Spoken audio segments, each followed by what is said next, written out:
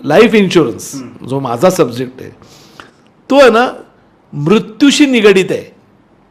मृत्यू कोणाला आवडतो का? विमा नेमका लोकांनी का काढायचा? संकट यायच्या आधी तयारी करून ठेवायला पाहिजे.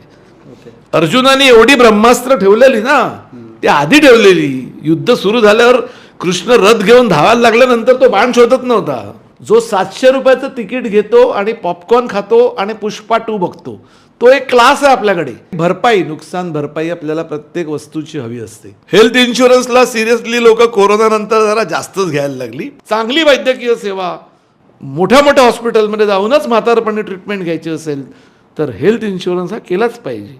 सरकारच्या देखील बऱ्याचशा योजना आहे, महात्मा ज्योतिबा फुले योजना वगैरे भानगडी. तर मग लोकांनी तुमच्याकडून किंवा LIC असो किंवा इतर कंपन्यांकडून लोकांनी का विमा काढावा? ह्या 500 रुपयाच्या नोटीवर लिहिलेलं आहे, मैं धारक को 500 रुपया अदा करने का वचन देता हूं. लाईफ इन्शुरन्स पॉलिसी LIC कडून घेतली तर त्याला सॉव्हरेन गॅरंटी, गव्हर्नमेंट कंपनी जर बुडली तर गव्हर्नमेंट ऑफ इंडिया पैसे देणार. खरं तर विमा ही काळाची गरज आहे. कोरोना काळामध्ये ही बाब अनेकांच्या लक्षात आली, पण अनेक जण विमा पॉलिसीला विनाकारण खर्च मानतात.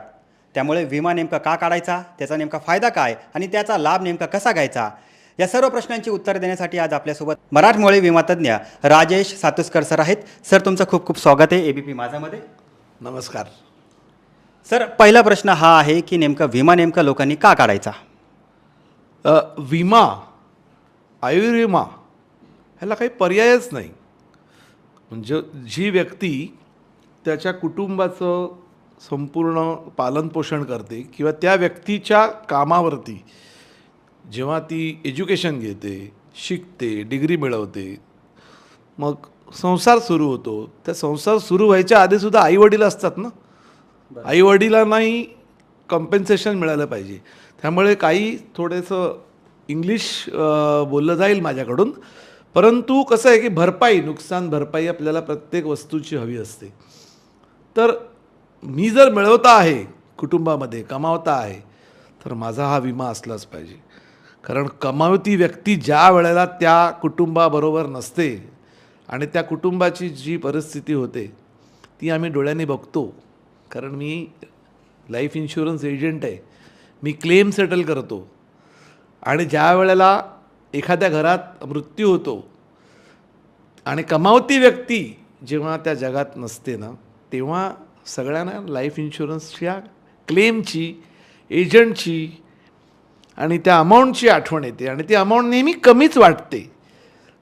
जोपर्यंत एजंट पॉलिसी काढण्यासाठी कन्व्हिन्स करायला येतो तोपर्यंत त्याची किंमत नसते. परंतु ती कमावती व्यक्ती जेव्हा जगात नसते आणि मुलांचा एज्युकेशनचा खर्च, त्यांचा आईवडील ओल्ड असतात, त्यांचा खर्च त्या व्यक्तीचा, त्या विडोचा, त्या विधवेचा 100 वर्ष, ती पण 90 वर्ष जगू शकते. तर ते संपूर्ण कुटुंब हे उद्ध्वस्त होतं. फायनान्शियल सपोर्ट हा फार महत्त्वाचा आहे. आणि तो विम्याशिवाय कसा होणार? मी किती लोक 1 कोटी 2 कोटी बँकेत ठेवणार? पण 1 कोटीचा विमा टर्म इन्शुरन्स घ्या. तुम्हाला जर इन्व्हेस्टमेंटचा इन्शुरन्स नको असेल तर साधा इन्शुरन्स पण टर्म इन्शुरन्स घेऊ शकतो आपण. तर विम्याला न म्हणणारी लोक जे असतात, मी गेले 35 वर्ष हे काम करतो आहे. कठीण काम आहे, पण मला तेवढं कठीण वाटलं नाही. कारण जसजसं मी हे काम करत गेलो तसतसा आत्मविश्वास वाढत गेला. आणि बऱ्याच अशा घटना घडल्या, नैसर्गिक आपत्ती म्हणतो आपण, किंवा काही बॉम्ब ब्लास्ट झाले 92 साली, मग आता हल्लीच कोरोना आला.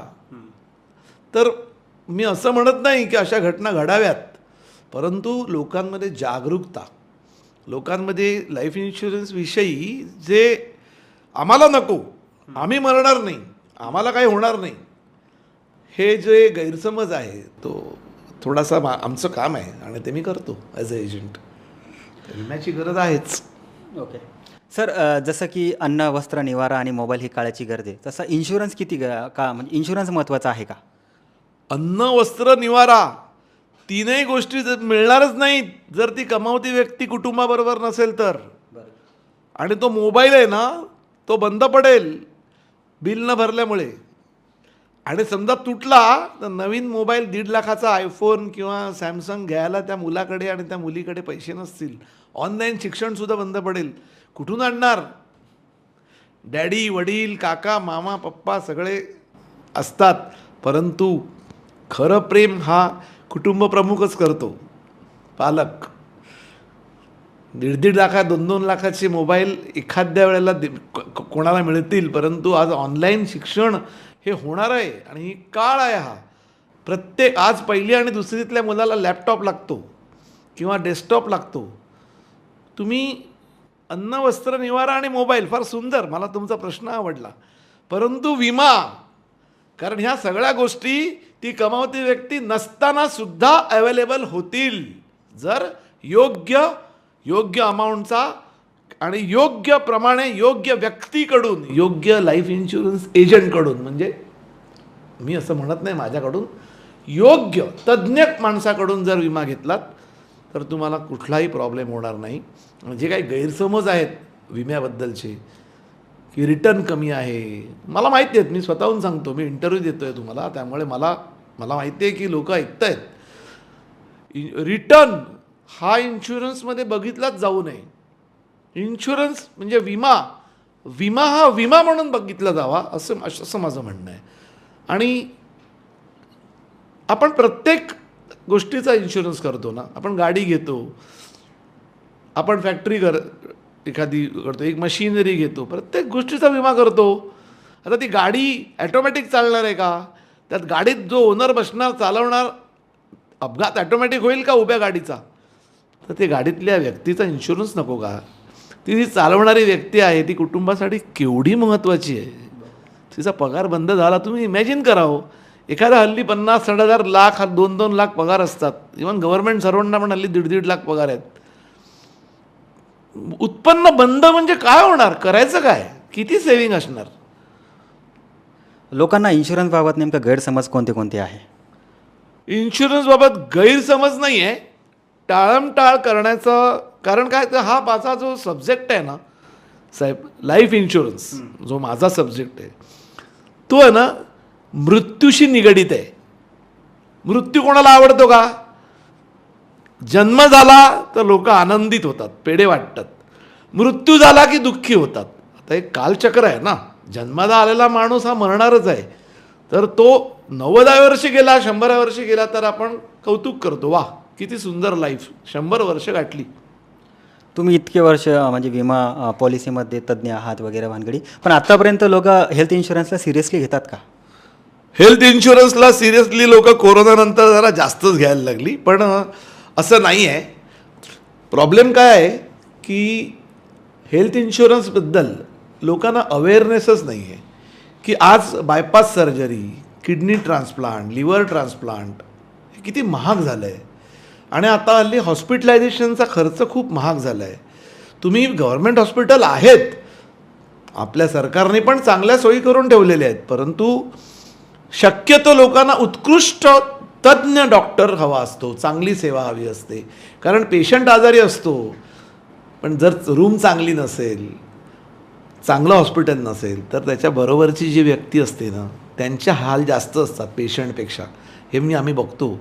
हेल्थ इन्शुरन्सबद्दल जागरूकता ही आलेली आहे ऑलरेडी, परंतु 10 लाखाचा माझा मेडिक्लेम आहे, बस झाला. पण तो आज बस झाला कारण मी आज 40 वर्षाचा आहे, 45 वर्षाचा आहे, परंतु तो मला माझ्या 80व्या वर्षी पण मी आजारी पडणार आहे ना. त्यामुळे तो वाढवत नेला पाहिजे. टॉपअप पॉलिसी आहेत, स्वस्त कशा पॉलिसी आहेत, आणि हे सर्व सांगणारे म्हणजे आम्ही तज्ज्ञ विमा एजंट. सर, पण सरकारच्या देखील बऱ्याचशा योजना आहे, महात्मा ज्योतिबा फुले योजना वगैरे भानगडी, जे सर्वसामान्यांसाठी आहे. तर मग लोकांनी तुमच्याकडून किंवा LIC असो किंवा इतर कंपन्यांकडून लोकांनी का विमा काढावा?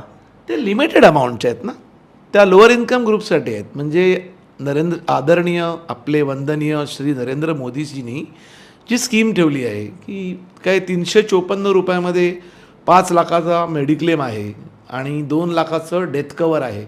परंतु माझ्या मोलकर्णीला मी जेव्हा विचारलं की तू हे केलं आहेस का, तर तिला माहीत नाही. माझ्या ड्रायव्हरला मी विचारलं तर माहीत नाही. माझ्या वॉचमॅनला विचारलं, माहीत नाही. ते माहीत पोचत नाही आहे. त्याचं जरा ते काम आम्ही करतो, त्यात आमचा काही रोल नाही. आयुष्मान भारत योजना देखील आणली.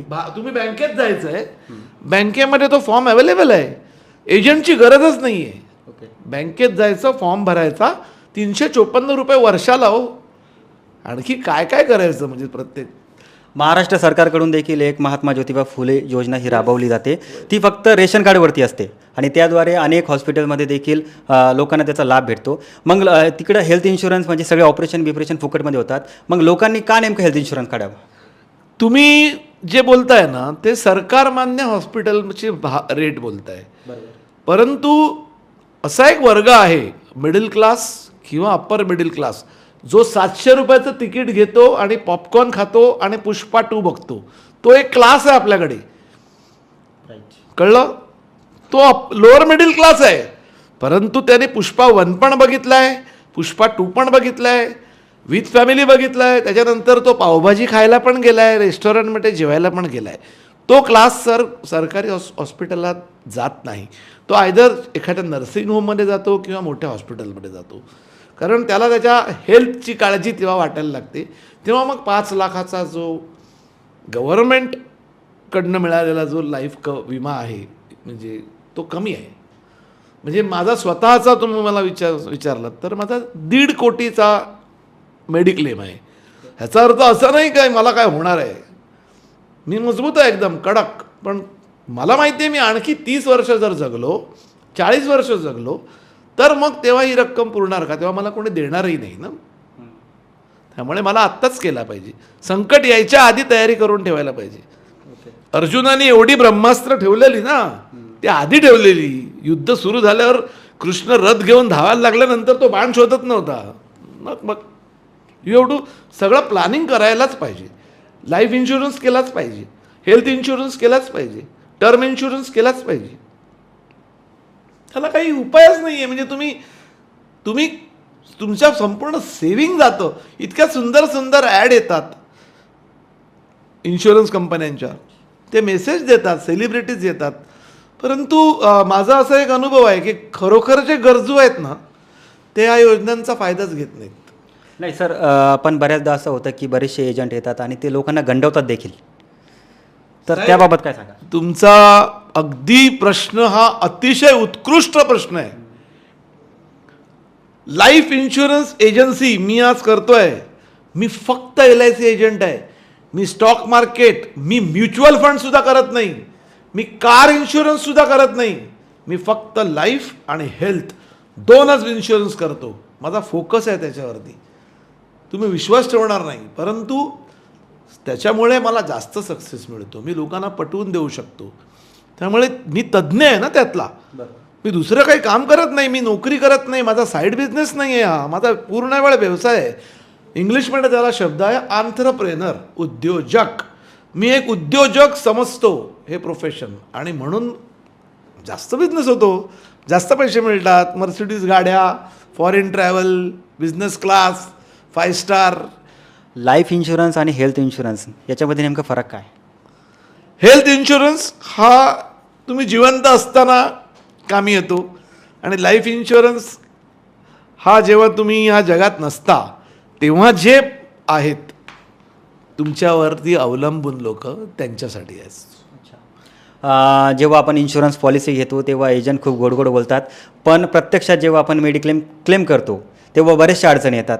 तर याबाबत नेमकं काय सांगा? मेडिक्लेम ही अशी गोष्ट आहे ना की तुम्ही जेव्हा मेडिक्लेम पॉलिसी करता, मेडिक्लेमच कशाला, लाईफ इन्शुरन्स कुठलाही इन्शुरन्स जेव्हा तुम्ही करता तेव्हा तुम्ही जी सही करता तो जो फॉर्म असतो तो बरेचदा LIC एजंट किंवा हे मेडिक्लेमचे एजंट भरतात.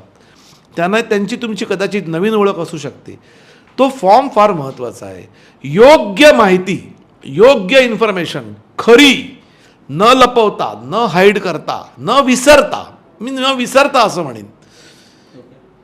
ब्लड प्रेशर, शुगर किंवा काही कसल्या गोळ्या, औषधं, म्हणजे तुम्ही हेल्थ इन्शुरन्स करण्याआधी जर तुम्हाला काही व्याधी असतील तर त्या डिक्लेअर करा. आणि त्याप्रमाणे काही वेटिंग पिरियड असतो आणि क्लेम कधी, माझा एकही क्लेम आजपर्यंत रिजेक्ट झाला नाही. सगळे क्लेम दिले. कारण मी खोदून विचारतो कुठली गोळी घेता, टॉनिक कुठली घेता, काय करता, फ्रॅक्चर कधी झालं होतं का, ॲक्सिडेंट झाला होता का. मी काय तुम्हाला सांगितलं, व्यावसायिक पाहिजे. उद्या मला डोळ्याचं ऑपरेशन करायचं असेल ना, तर शेजारचा यंग मुलगा डॉक्टर झाला आहे किंवा मित्राची बायको होमिओपॅथीची डॉक्टर आहे म्हणून तिच्याकडून मी डोळ्याचं ऑपरेशन नाही करणार. माझ्या बाबांचं वडिलांचं हार्टचं ऑपरेशन करायचं असेल ना, तर जगातला सर्वोत्तम डॉक्टर त्याची चौकशी करून त्याला मी माझ्या वडिलांचं हार्टचं ऑपरेशन करायला संधी देणार.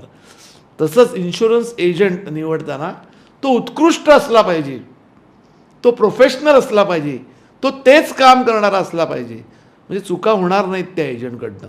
पार्ट टाईम एजंट करून चुका होण्याची शक्यता जास्त असते. मी कोणावर टीका करत नाही, पण हे प्रोफेशन एक सिरियस प्रोफेशन आहे, अतिशय सिरियस प्रोफेशन आहे. त्यामुळे तुम्ही फार त्याच्यावर फोकस असलं पाहिजे. म्हणून मी फक्त लाईफ इन्शुरन्स आणि हेल्थ इन्शुरन्सवर फोकस आहे, कारण मला माझ्या क्लायंटची काळजी आहे. कस्टमर गॉड आहे, देवता. मी नेहमी माझ्या स्टाफला सांगितलेलं आहे, आपल्याकडे जो विमा घेतो, आपल्याकडे जो हेल्थची पॉलिसी करतो, आपल्यासाठी देव आहेत, देव. त्यांची सेवा केली पाहिजे आपण. माझ्याकडे लोक विचारतात तुम्ही किती क्लेम सेटल केले. माझ्या बॅगेमध्ये नेहमी असतं, आता लॅपटॉपवर असतं की एवढे क्लेम मी सेटल केले. कोरोनामध्ये मी 113 क्लेम सेटल केले, 113 लोकांचे. त्यातले माझे किती होते? फक्त 8. बाकी दुसऱ्या एजंटांनी काढले होते. पण गेली ना ती माणसं. आणि LIC एकच अशी आमची संस्था आहे, बाकीचे पण चांगल्याच संस्था आहेत, परंतु मी LIC बद्दल सांगतो कारण मी LICचा एजंट आहे, की त्यावेळेला कोरोनामध्ये बॉडी बघायला मिळत नव्हती, अंत्यसंस्कारासाठी मिळत नव्हती मृतदेह. त्यामुळे फक्त म्युन्सिपल सर्टिफिकेटवर LICने 3 दिवसात पैसे दिले आहेत.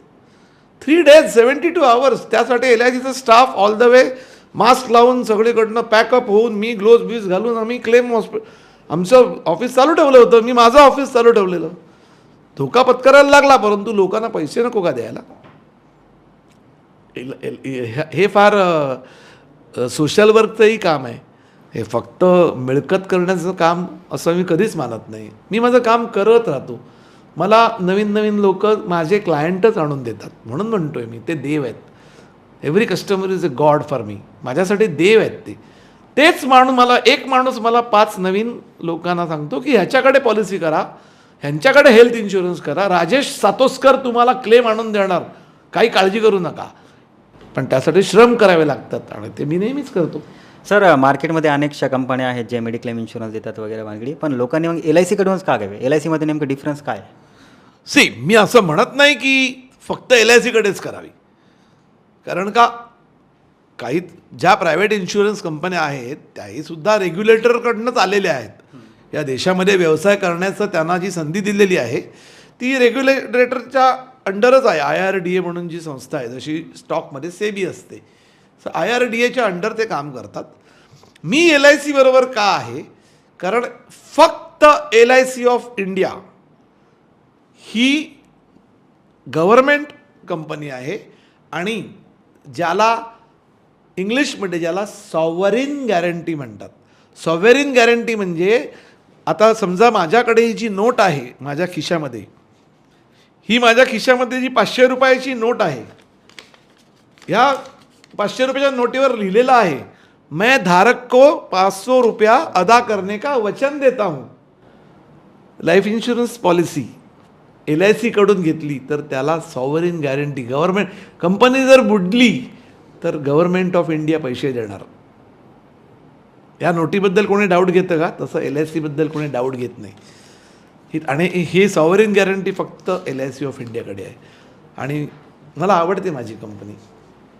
सर, ग्रामीण भागात अजूनही म्हणजे हेल्थ इन्शुरन्स असो किंवा वेगळे इन्शुरन्स असो याबाबत जागरूकता झालेली नाही आहे. म्हणजे अजून पण लोक हेल्थ इन्शुरन्स किंवा इतर इन्शुरन्सबाबत जागरूक नाही. याच्याबाबत काय सांगा? जागरूक नाही आहेत असं म्हणू शकत नाही. लोक लक्ष देत नाहीत. माझ्याकडे काही ग्रामीण भागात काम करणारे माझे मित्र आहेत LIC एजंट, जे माझ्या ट्रेनिंग प्रोग्राम्सना वगैरे येतात. ते म्हणतात की ते ट्रॅक्टर त्यांना आता कळायला लागलेलं आहे, त्यांना पेस्टिसाइड्सवरती खर्च करायचं कळायला लागलेलं आहे. त्यांच्याकडे iPhoneसुद्धा आहे, परंतु जर त्यांना मी हेल्थ इन्शुरन्स सांगितलं तर त्यांना आवडत नाही तो विषय. त्यामुळे थोडीशी जागृती करायचं गरज, हे आमचं काम आहे. म्हणजे जेवढे विमा एजंट आहेत, जेवढे आरोग्य विमा एजंट आहेत, हेल्थ इन्शुरन्स. कारण भारतातले 70% लोक हे ग्रामीण भागात राहतात. हो बरोबर आहे. त्यामुळे ही जागृती ही सगळ्यांची जबाबदारी आहे. सरकारची एक आहे, कंपन्यांची आहे, एजंट्सची आहे, माझी आहे, तुमची आहे, मीडियावाल्यांची आहे, की सगळ्या प्रत्येकाला कळलं पाहिजे की विमा हा महत्त्वाचा आहे. आरोग्य विमा आणि जीवन विमा, त्याला पर्यायच नाही. याची जागृती, ही जबाबदारी प्रत्येकाची आहे. म्हणजे मी तर म्हणेन प्रत्येक नागरिकाची आहे. ज्यांनी विमा घेतला आहे त्यांनी ताबडतोब आपल्या बहिणीला, भावाला, मित्राला, आपल्या आजूबाजूच्या, आपल्या गावातल्या सर्व लोकांना जागृत केलं पाहिजे की आपण ही स्कीम केली पाहिजे. त्यातून आपण आपल्या फॅमिलीला सेफ्टी देऊ शकतो. सर, अनेक जणांचे गृहकर्ज देखील असतात. मग अशा लोकांना गृहकर्जाचा हप्ता पण भरायचा आहे, परत इन्शुरन्सचा पण हप्ता भरायचा आहे, मेडिक्लेम इन्शुरन्स असो किंवा हेल्थ इन्शुरन्स असो. मग त्यांना हे दोघे हप्ते म्हणजे पुरत नाही भरायला. मग त्याबाबत त्याचा प्रश्न असा आहे की हाऊसिंग लोन घेतलेला आहे म्हणजे त्या व्यक्तीच्या डोक्यावर कर्ज आहे. तर जर त्या व्यक्तीचा अचानकपणे निधन झालं तर मग ते हप्ते कोण भरणार? आता ते कर्ज कव्हर करण्यासाठी विमा घ्यायचा, म्हणजे आधीच हाऊसिंगचा हप्ता प्लस विम्याचा हप्ता हा तुमचा प्रश्न आहे आणि हा सर्वसामान्यांचा प्रश्न आहे. मॉर्गेज पॉलिसी, मॉर्गेज रिडम्पशन म्हणून एक पॉलिसी आहे, म्हणजे जी हाऊसिंगसाठी घेतली जाते, किंवा टर्म इन्शुरन्स अतिशय स्वस्त अवेलेबल आहे अजून तरी. अजून महाग होईल, त्याच्या आधी फार स्वस्त होता. तुम्ही तेवढा इन्शुरन्स करा जेवढं तुम्ही कर्ज घेतलं आहे.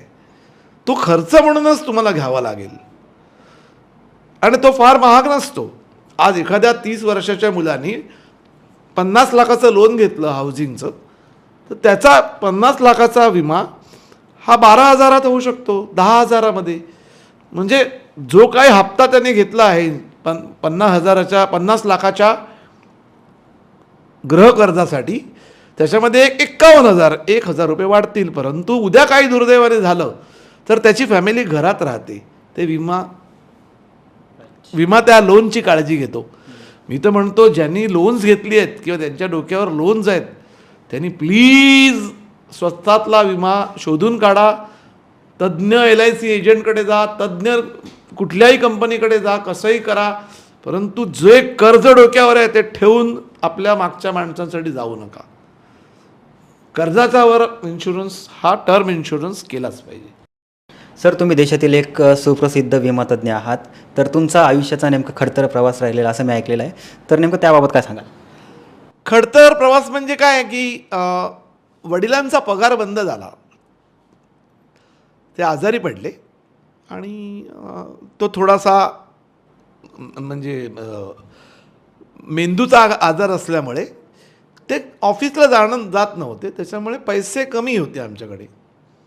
म्हणजे बऱ्याच गोष्टी मला मिळाल्या नाहीत, पण त्याची म्हणजे काही तक्रार नाही, किंवा मी तर म्हणेन ते नव्हतं म्हणूनच मला श्रम करायची शक्ती मिळाली. माझी आई आणि माझे वडील हे माझ्या आयुष्यातले महत्त्वाच्या व्यक्ती आहेत. माझी बहीण, मोठी बहीण तारका, तिने स्वतः नोकरी करून मला शिकवलं, माझी फी भरली. आणि त्याच्यानंतर मी भेटलो अशा माझ्या मित्राला शाळेतल्या की जो LICचा डेव्हलपमेंट ऑफिसर होता आणि त्यांनी मला एजन्सी दिली फार लहान वयामध्ये. पहिला एजंट त्याचा मी. तेव्हा मी सिरियसली घेतलं नाही, नोकरी करून करत होतो, चुकीचं काम करत होतो. त्यांनी मला नोकरी सोडायला लावली आणि आज जे काय आहे त्या मित्रामुळे आहे. सतीश मंजुरे त्यांचं नाव. फार मोठे विकास अधिकारी होते. दुर्दैवाने या जगात नाही आहेत, परंतु माझ्या मनात अजूनही आहेत. आणि मित्रपरिवार, माझा स्टाफ माझ्यासाठी खूप काम करतो. आणि माझे ट्रेनर्स ज्यांनी मला शिकवलं, कारण मी अजूनही ट्रेनिंग घेतो. मला अजूनही असं वाटतं की मला अजून बरंचसं जाणून घ्यायला पाहिजे. आजही मला वाटतं इन्कम टॅक्सचा अभ्यास केला पाहिजे. आजही आपले कायदे बदलत आहेत, पेनल कोडचे सगळे सेक्शन बदलले. म्हणजे कोणी लॉचा अभ्यास केला असेल तर त्याला पुन्हा सगळे सेक्शन नवीन अभ्यास करावा लागेल. त्यामुळे शिकणं हा निरंतर प्रवास आहे आणि मी तो करतो. मी ट्रेनिंग घेतो दुसऱ्यांचं आणि मी दुसऱ्यांना शिकवतो सुद्धा की तुम्ही सक्सेसफुल का व्हावं. खडतर प्रवास हा प्रत्येक उद्योजकाचा आहे सर. इवन श्रीमंत माणूस जो आहे, ज्याचे आजोबा पण इंडस्ट्रियलिस्ट होते, ज्याचे वडील पण खूप इंडस्ट्रियलिस्ट होते, तरी त्या मुलाला सुद्धा मी कोणाचं नाव नाही घेणार, परंतु मोठमोठे परिवार आपल्या देशामध्ये आहेत. तुम्हाला काय वाटतं त्यांची मुलं सकाळपासून रात्रीपर्यंत त्यांच्या कंपन्यांची काळजी करत नसतील? त्यांच्या डोक्यावर ते हजारो लाखो कोट्यावधी रुपयांचं टेन्शन असतं. हजारो लोक त्यांच्याकडे काम करत असतात. केवढं मोठं त्यांचं नाव असतं. आज मी बिझनेस करतो. मी बिझनेस का करतो? म्हणजे माझ्यावरती माझे 15 माणसांचं ऑफिसचा स्टाफ आहे, त्यांचं पोट आहे. फक्त मी आणि माझ्या फॅमिलीसाठी नाही. माझ्या सगळ्या इच्छा पूर्ण LICच्या या बिझनेसमधनं झालेल्या आहेत. परंतु मी खूप जिद्दी आहे आणि जिद्द ही असावीच. माझी कळकळीची विनंती आहे, जे कोणी हे चॅनल बघत असतील, हा माझा इंटरव्ह्यू, तुम्ही कुठल्याही व्यवसायात असाल ना, त्यातले तज्ज्ञ व्हा. इंग्लिशमध्ये ज्याला म्हणतात लेजंडरी व्हायला पाहिजे. लोक मला म्हणतात मी यशस्वी आहे, पण मला अजूनही वाटत नाही मी पूर्ण यशस्वी आहे. आणि मी धावणार यशाच्या मागे. लोक मला म्हणतात की you are money minded. Yes, पैसा कोणाला नको आहे हो, पण पैसा नको, पैशामुळे सगळी सुखं मिळत नाहीत हे कोण बोलतो? एक तर त्याने भरपूर पैसे आधी कमवून ठेवलेले असतात, तोही बोलू शकतो. किंवा ज्याच्यामध्ये पैसे कमवण्याची धमकच नाही, कुवतच नाही, ताकदच नाही, तोही नेहमी बोलतो वाक्य, पैशात काही नसतं. सॉरी, तुम्ही जर या जगामध्ये, या मुंबईमध्ये राहत असाल, या भारतात राहत असाल, शहरांमध्ये राहत असाल, तुम्हाला बाहुबली आणि पुष्पा 2ला मुलांना घेऊन जायचं असेल, आयफोन हवा असेल, मुलीला इंग्लिश शाळेत टाकायचं असेल, तुम्हाला पैसा हे कमवावाच लागेल. चांगली वैद्यकीय सेवा, मोठ्या मोठ्या हॉस्पिटलमध्ये जाऊनच म्हातारपणी ट्रीटमेंट घ्यायची असेल तर हेल्थ इन्शुरन्स हा केलाच पाहिजे. तर हे होते आपल्यासोबत राजेश सातोसकर सर. यांनी आपल्याला विमा पॉलिसी आणि हेल्थ इन्शुरन्सबाबत एक खूप चांगला मोलाचं मार्गदर्शन केलेलं आहे. सर, तुमचा खूप खूप धन्यवाद. धन्यवाद. मला नेहमी आवडतं, कारण माझा आवडीचा विषय आहे विमा. कारण मी जन्म पण बघितलेत ना आणि मृत्यू पण बघितलेत. सर, खूप खूप धन्यवाद ABP माझ्याशी बोलण्याबद्दल. कॅमेरामॅन सचिन डोलेसह मी सलमान शेख, ABP माझा, मुंबई. ABP माझा, उघडा डोळे बघा नीट.